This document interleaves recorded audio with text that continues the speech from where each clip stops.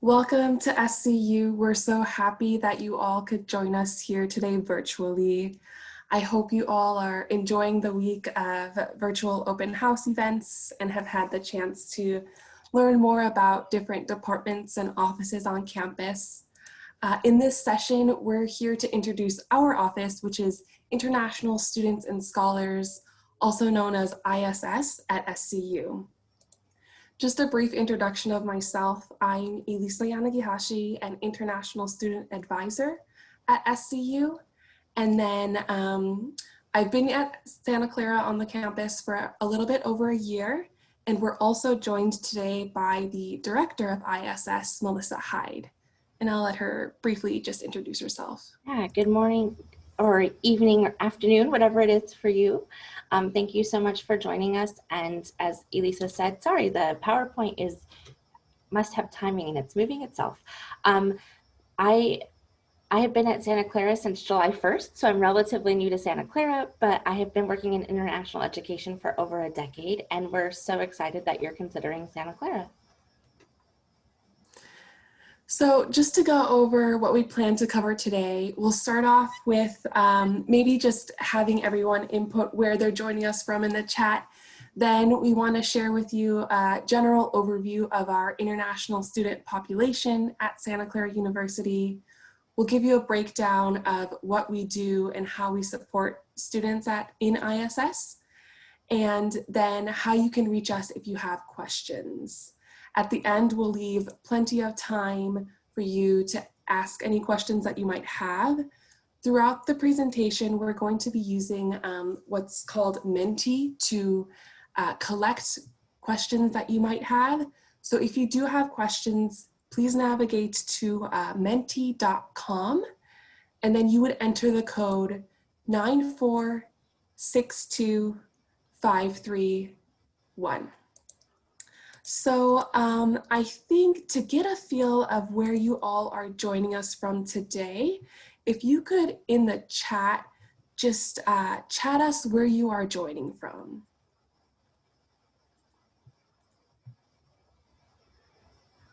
Dubai, awesome. Indonesia, UK, awesome. Romania. Thank you for sharing. That's great to hear. So people joining from all over. And now I think we'll get into the international student population at SCU. So Santa Clara University, we're proud of its diverse international student population. Our ISS office, we support over 1,600 international students and scholars, all the way from pre-arrival advising and issuing your immigration documents to supporting alumni who continue to work in the United States even after the completion of their degree at SCU. SCU's international student population hails from over 75 different countries around the world. And then of the international students on campus, around a quarter of students are undergraduate students. And then at Santa Clara University, we support both degree-seeking and exchange students holding what is called F1 student and J1 exchange visitor visas. We also support what we call global nomads or third culture kids who hold US citizenship, but who may have attended schooling abroad.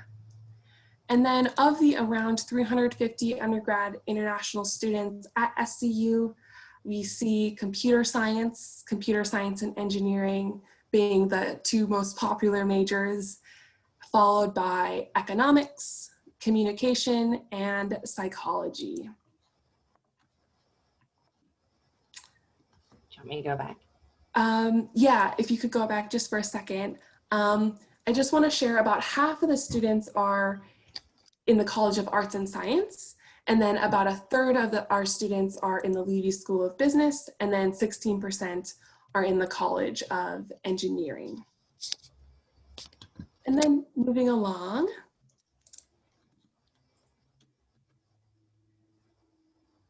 So what is the core function of our ISS office? First and foremost, we advise on immigration regulations and policies, as well as issue immigration-related documents that you'll need to receive to obtain your U.S. visa and enter the U.S. If you have questions about topics such as participating in an academic internship or traveling to and from the US, we're the immigration experts on campus, and we can help you navigate these immigration processes. We also organize activities and programs for students, including workshops throughout the year. One of the most prominent events that we host is what we call International Student Welcome. This is a welcome event specifically for SCU's international student community when they first arrive to campus to help students better understand how to, one, maintain your immigration status once you have entered the US, and then two, to help you adjust to student life at SCU and within the United States. We know the adjustment to college life can be a big one, even more so if you are studying outside of your home country. So this is why the ISS office is also here to provide additional support to our students, whether it's logistical support on how to obtain, for example, a driver's license or social security number, or just connecting you to the resources on campus to help your college experience be the best that it can be. And then last but not least, we are here to help advocate for the different needs of international students within SCU's campus.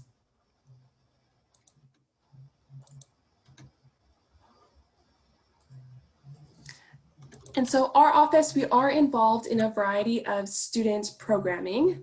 Programs include Bronco meetups, this is a monthly meetup that allows students to connect with each other in a casual setting, both in and around campus.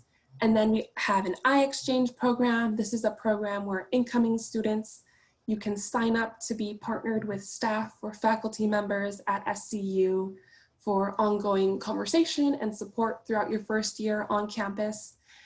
And then we also have throughout the year immigration related workshops. These workshops are designed to help students navigate what can at times be complex immigration issues and processes. And these workshops are meant to help students achieve both their academic and professional goals. Some of the workshop topics that we host include academic internships and work authorization after graduation, as well as hosting an H-1B workshop on the process to obtaining work visas in the US. And then in addition to the programming that our office sponsors, we have a variety of registered student organization on the SCU campus. Whether you're interested in sports, dance, arts, or just hanging out with fellow peers, there are a wide variety of organizations to enrich your university experience. And then as a part of the registered student organizations on campus, there are cultural organizations such as the International Student Club. We have an Indian Student Association, Vietnamese Student Organization. So there really is something on campus for everyone. And then last but not least, we want to share with you ways that you can reach out to our office if you do have any questions. You can find us online. Our email address is scu.edu/ISS.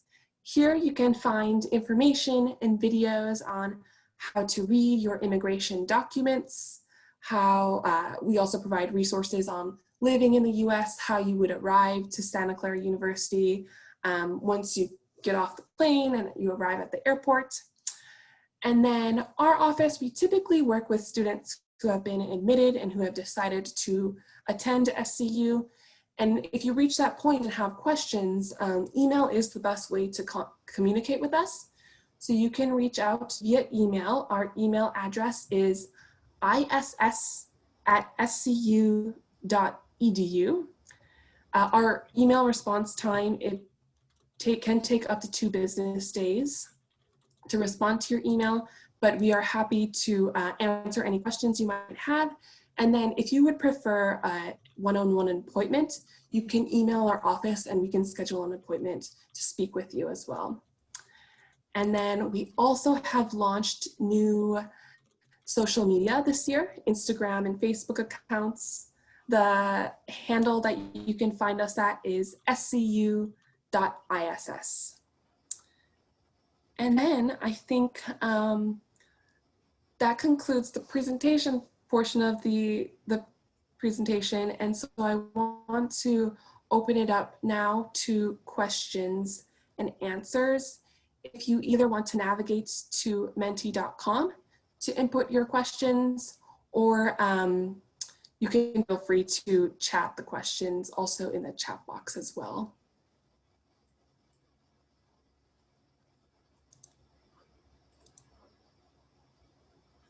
Or if it's easier to unmute yourself and you want to unmute yourself and we'll say shout out a question, feel free to do that as well.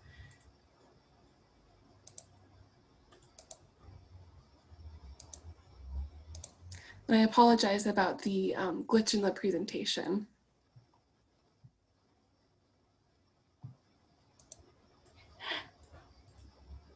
I'll just leave it like that. Yeah. Sorry, everyone.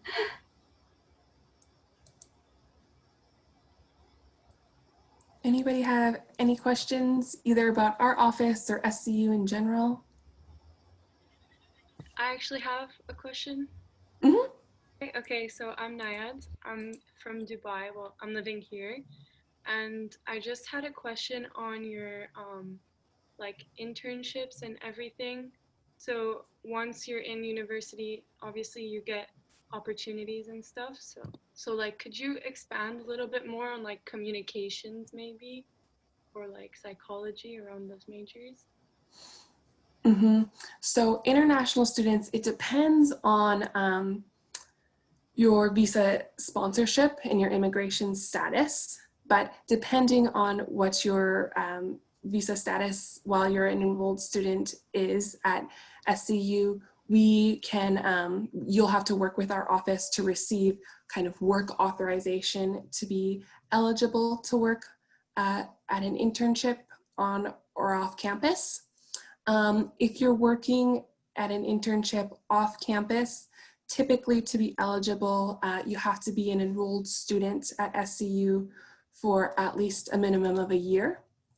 And then you'll have to, typically for international students, you enroll in what is called, we call it curricular practical training. So you'll enroll in a CPT or curricular practical training course to go alongside your internship, and then work with our office to receive proper work authorization. And in terms of finding an internship, we have a career center on campus. So once you arrive at SCU, you'll work closely with the Career Center, and they'll be able to help you find internship opportunities related specifically to your psychology or communication major, whatever you're studying at SCU. Thank you. Yeah, does that make sense? Yeah, it makes sense. Thank you. What are you majoring in? So I am a staff member at SCU, but when I was an undergrad, I majored in economics.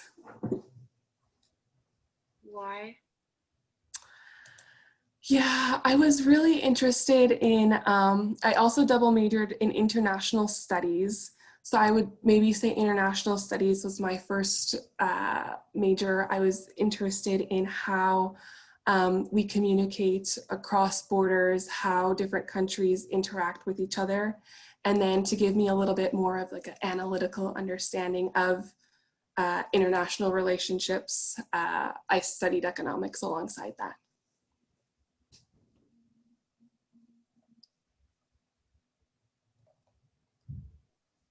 I was wondering again. I'm sorry. No, thank you for asking. I was just, did you know? I know this is like a little bit irrelevant to like international, but did you know like automatically what you wanted to major in, or did you have to figure it out? No, I think it's very typical. My personal experience was that I wanted to go into school and study something in the science field, medical field. Um, but then as I explored different fields of study, I decided that that was not the best fit for me. And so it does take some, I think, trial and error and to find what you're most passionate about. And that's what's great about the university experience. It allows you to do that. And then we do have a Drawman, it's called the Drawman Advising Center on campus. They are knowledgeable on all the different majors that SCU offers.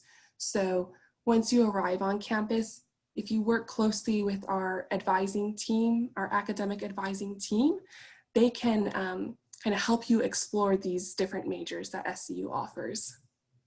And I'll just kind of add on to that. One of the great things about the US system is that students can come in undecided and you can change your major, and depending on, how what your major is, it may or may not be as easy to change. So if you come in as an English major and decide to change to engineering, that's going to be a lot more difficult just because engineering has some really specific math and science requirements. But if you maybe switch from English to history, that might be a much easier change.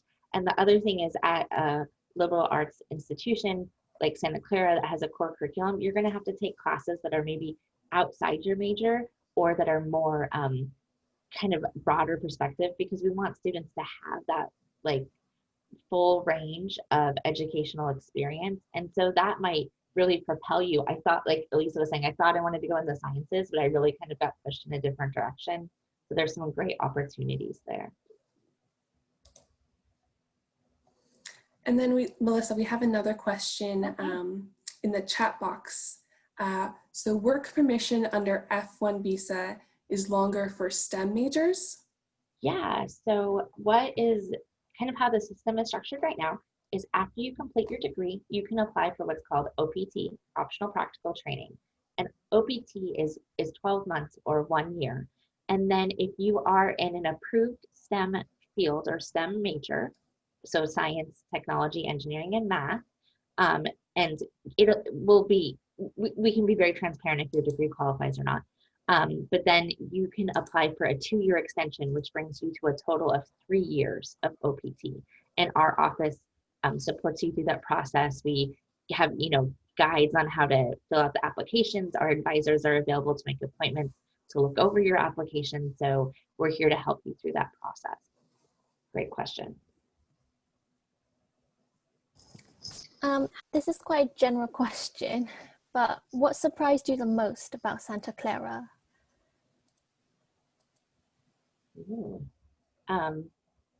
I can go first. Well, Elisa, thanks. So for me, what's kind of been interesting is I moved down during the pandemic, and so this summer, and kind of came down. And when you get to go to campus, it's completely beautiful. There's a picture of it here behind me. And I come from Washington State, where the weather is not as warm, especially in the winter, and we don't have palm trees. And so I was very excited about the palm trees and the beauty of the campus. If you're in some place warmer or more tropical, you might be used to palm trees. But I think what surprised me is just how caring and supportive people are. So I've had people reaching out, like other staff, like, I'm sure it's been hard moving, during the pandemic and you can't meet people. Would you like to have like a virtual coffee or a virtual lunch? And so things like that.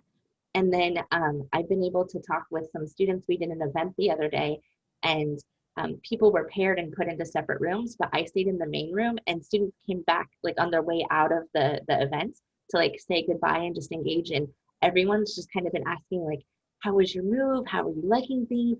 If you need a restaurant recommendation, so things like that. So just people are really, really kind and supportive and always looking out for you.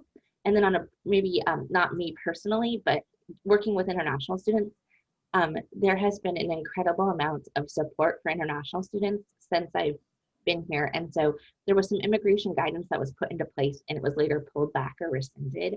And we had staff, faculty, and other students like, what can I do to help? What do students need? You know, things like that. And so it's been amazing just seeing like how supportive Santa Clara is of international students. So that's what I would say, and I'll let Elisa go. Mm-hmm. Yeah, so I work closely with undergraduate students, and it's amazing to see how involved many of our students are, both in kind of curricular student orgs or within their majors. You really have, and because of the location of Santa Clara University, there's so many opportunities both on campus and then off of campus. So we have really cool, I would say, international student leaders who are, considered community leaders in the undergraduate population. And then, yes, the beautiful campus. Once you arrive on campus, we have really great weather. So that's also a benefit of coming to SCU. And then Santa Clara it's in Silicon Valley. And so beyond SCU community, there's just a really diverse population. So there's really great restaurants, just organizations that you can be a part of, check out and visit. So there's a lot you can do in Santa Clara. Hi. Hi. I'm from like Singapore. I kind of joined in late, so I don't know if you addressed this or not. But this might be a kind of a basic question, but I just wanted to know about like the food situation, because just like as an international student going to like the US, just like how the food situation in Santa Clara or around like is. Just like I'm a vegetarian as well, so I just want to know like how the university or like places around are to like eat. So incoming students, most likely you'll live in the residence halls on campus. And then the residence halls, we have areas where you can purchase food, meals, breakfast, lunch, and dinner. There we do offer, well, the dining halls, they do offer options, vegetarian, vegan options. We have students who are vegetarian and do not eat egg. So there's kind of options for that. And then off campus, there are a number of restaurants surrounding campus that you can walk to, and then if you take public transportation, you have access to restaurants in the Bay Area. And I'll add to that. So coming, like I said, I came from Washington State. The community here outside of kind of the greater community is very diverse, and there are a lot of different ethnic restaurants. And so you can find any kind of food. And something for me that was really exciting, let's say, is where I'm from, there's a handful of Vietnamese restaurants. And here there are, this is just one example, right? But an incredible amount of Vietnamese restaurants, but I'm able to get food that's from different parts of Vietnam. So it's not, let's just say pho. There's like, North Vietnamese cuisine, Central Vietnamese cuisine. So if you're used to that diversity, like you would be in Singapore, you're going to be able to find it here as well. That's really and then the dining halls are accommodating to any allergies students might have or dietary restrictions. I just had another question as well. Kind of regarding like the current situation with like COVID and everything, and like international students coming back. I just wanted to know like if I know by the time we'll apply, it'll be like a year later, but like just seeing like how the trends have been and how this may still continue, like what kind of support is Santa Clara giving right now to like the like international students who are applying right now, and how may that like kind of transfer on for us when we might apply later? I can take that one if you want. So what I would say is right now we have very few students, a very small number of students who are living on campus, and the majority of classes, almost all classes, are online. I think across the whole university there's a handful of classes, maybe some specific labs that would be impossible to do online are being held in person. For next quarter, they're going to make an announcement soon about, what that's going to look like. And so I think just kind of as time goes on, we want to be in person, right? Like we want students to have that opportunity, but we also know that there's some students, even for fall, when we were trying to be in person before we had to make the decision to not be in person, there were some students who were like, I'm not coming, or parents who were like, my child is not coming. And so I think the institution is trying really hard to have options for whatever people can do. So in some countries right now, visa services are still incredibly limited. They might not be able to make it here, even if they wanted to. And so depending on kind of how things unfold, I think we're trying to have that support to where students are making the best decision for them, and the institution is making the best decision based on governmental guidance and health and safety. And so I really hope that this that COVID is under control by the fall when you'd be coming. If not, like, I think we're all gonna go crazy. But I think so, but kind of leading up to that, we're doing lots of events online. And so something that's actually amazing about this is welcome, kind of the open houses would normally be like tabling in person. We're online, so international students are able to join. And I think that's something that will continue. We've learned that Zoom and this virtual platform has some benefits, but we don't want to be on it all the time, right? So I think it will continue to kind of move forward like that. So as you're applying, and if there are things you need, please reach out to our colleagues in admissions, or feel free to reach out to us, and we can kind of plan and work together. Some things that we've done really concretely for this academic year, our office put out global engagement put out teaching across time zones, so trying to inform professors about like what it's like being a student in another time zone, resources that they can use, how to make their class more asynchronous, so not requiring people to be in the class at what might be 3 or 4 a.m. for them, and like what can you do. And so we've just really been pushing in that direction. I think we're also trying to help, whether it's different groups, like understand if you're going to have a meeting and most of your students are, let's say, in China, India, and the Philippines, here are some times that would be good for that meeting. And we've seen some offices really respond. A lot of offices are doing extended office hours. So for example, our office has times available from 7 a.m. to 8 p.m. Pacific time, which is trying to provide some stronger or more options for students in other countries. And if we don't have a time on the calendar that works, we're willing to schedule something outside of that. What we've seen other offices do is if international students reach out, they'll schedule something outside of office hours. So that's something too, where feel free to let people know, I'm in Jakarta, I'm in wherever, and this is the time difference. Is there something we can, can I get an appointment that's maybe at 7 a.m. your time? That way it's better, it's not in the middle of the night for me. So I think doing things like that. And there have been challenges, right? We found out certain things, like this year we had a huge issue with the bookstore in terms of shipping internationally. It wasn't an issue, but it surfaced, and they responded really quickly and worked to see how could they make things happen. And there were some countries where they weren't allowed to ship to for customs reasons. And so working with students one-on-one and kind of navigating that, where else can you get the textbooks? What can your teacher do to help? And so I think everyone is having to kind of do things on the fly, and just kind of go, we don't know there's a problem until we know, but offices and our colleagues have just been amazing in supporting students. So I imagine that to continue. And like I said, I hope by the time the next fall rolls around that we'll all be in person and able to walk in person. But if not, then I hope that the institution is responsive and has, there's an, plan A, plan B, things like that. So hopefully that helps answer your question. Thank you. That was really helpful. Other questions? I just want to ask, do you have any advice for an incoming student or during the application process? What's one piece of advice you would give somebody? Yeah, great question. My suggestion to students who are in the application process or applying to schools, and especially trying to find the best fit for them, is always to be honest and tell your story. So when you're filling out the application and they ask you questions, they really do want to know about you.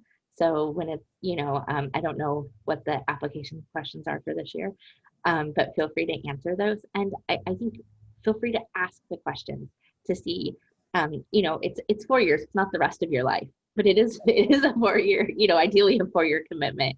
And you want to be at the best place for you. And good admissions colleagues at any institution are going to, be honest back and like, yes, we offer that, or no, we don't, no, we don't offer that. Or I would always joke. So the school I was at before, the weather was quite different there, and it snowed. Some years a lot, some years not. But like, if you're afraid of snow, it was not the school for you, right? Like, you don't have to worry about that here. But wanting to be honest, because if you don't like cold weather, do you want to be in a place where it's cold for maybe a decent amount of the year or part of the year? So I think just asking those questions to make sure it's going to be the experience that you want.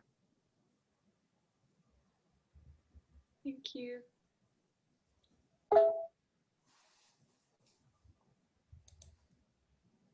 Other question.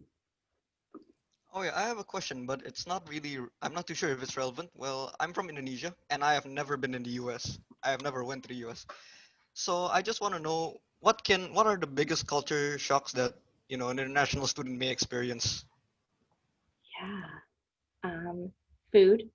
And that one might seem kind of like silly. The food in the US tends to be really heavy. It tends to be more processed than in other places. And I do think too, when some international students come, maybe they don't know how to cook, or when you're living in the dorms, there isn't kind of the same, you don't have like your mom's and dad's kitchen, right? Where there's all the cooking tools and a stove and everything. You're in a dorm with like a dorm fridge and a microwave maybe.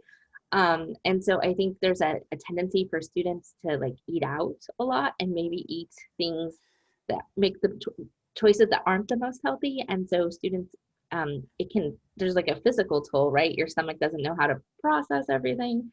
And then students gain weight. So that's one thing that I think happens a lot, kind of just in general. I think another thing that a lot of international students face is, and we talk about this in terms of culture shock, but there's kind of this honeymoon period where you come over and everything's great. Like, I'm so excited. Everything's new. I'm making new friends. I'm eating this new food, which is exciting for now. And then that wears off. And then there's this period where it's like, everything's strange. I'm overemphasizing, right? But like, everything's strange. I hate everything. Like, why did I make this choice? And not everyone goes through this, or people go through it differently in different times. But when that kind of excitement phase wears off, finding who you are in this new space.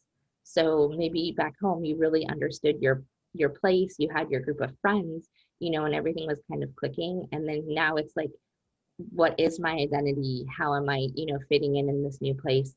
Maybe you're struggling to make friends, or, just kind of how things are going. So I think that can be just a huge thing. And then I think for some students, depending on what your academic system has been like, and this happens for domestic students too. So, you're not alone, but just transitioning from the high school workload to the university workload, university teachers tend to be, like, again, depending on what your academic experience has been like, you are more responsible for your education. So if you're not getting up and showing up to class, someone's not like, maybe checking up on you. If you're not turning in assignments, here at Santa Clara, teachers will notice and they will ask you. But like, sometimes it might be like,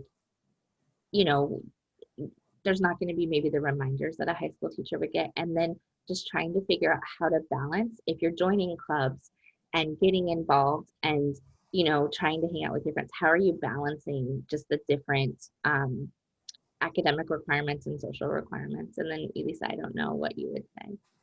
Yeah, to go along with that, we have some students who have studied in the US or have gone to kind of US-based high schools, and then others who are entering the US for the first time when they arrive at SCU.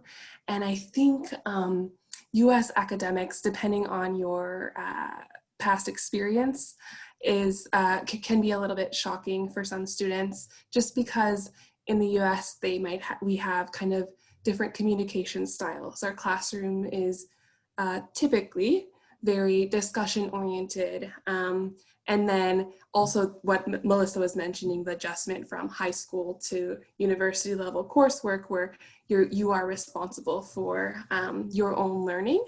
And so I think that can be sometimes an adjustment for students, but I would encourage you, if you do encounter kind of any type of difficulty, reach out early on. And we can connect you with different resources, maybe give you some tools. We have like tutoring offices. And so just reach out and ask for help if you need it. All right, thanks. Oh, just by the way, for the first one, I hear that a lot. Like I have friends who went to the US before, and they would always say that the portions there are like 2 or 3 times the size as we would have here, and it takes like months for them to actually like learn to finish the entire portion. Or just take leftovers, or share. Go, eat with friends and share. The Yeah, I portions guess are that much works. larger here. All right, thanks by the way. Any other questions?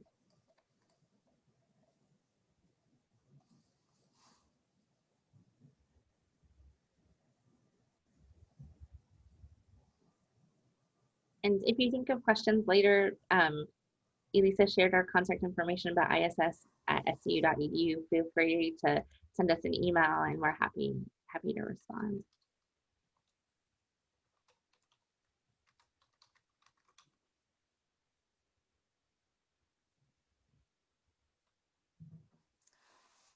Well, thank you all for joining us. We'll be sticking around for the next few minutes, but we really enjoyed meeting you all. You're welcome to stick around with us or leave if you have to get going, but we really appreciate your time getting the chance to connect with our office. Thank you. Thank you. Thanks.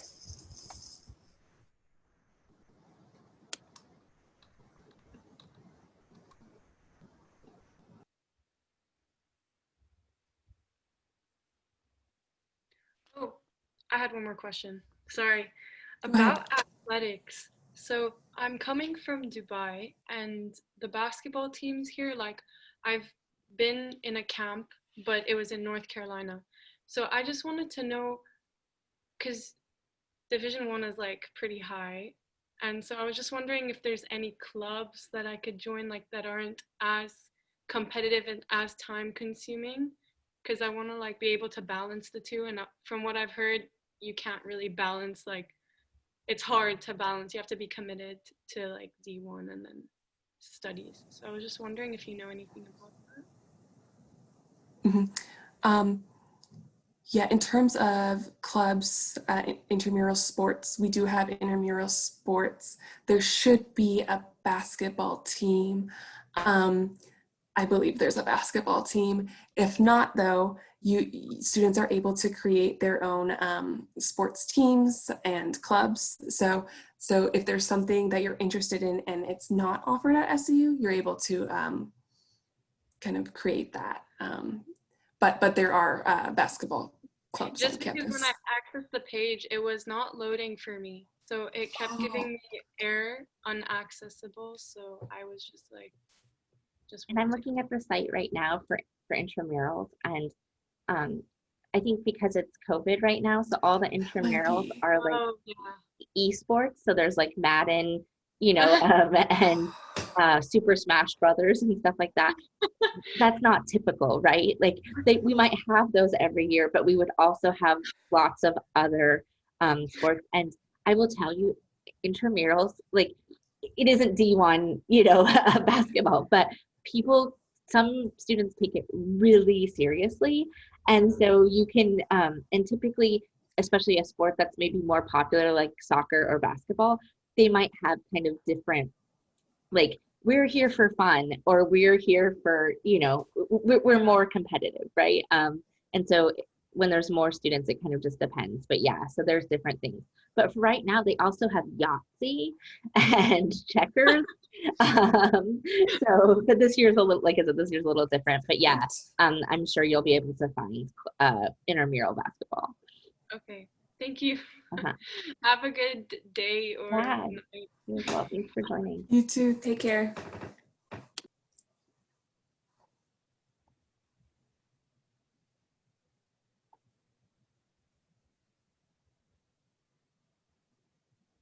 Elena, do you have any questions for us?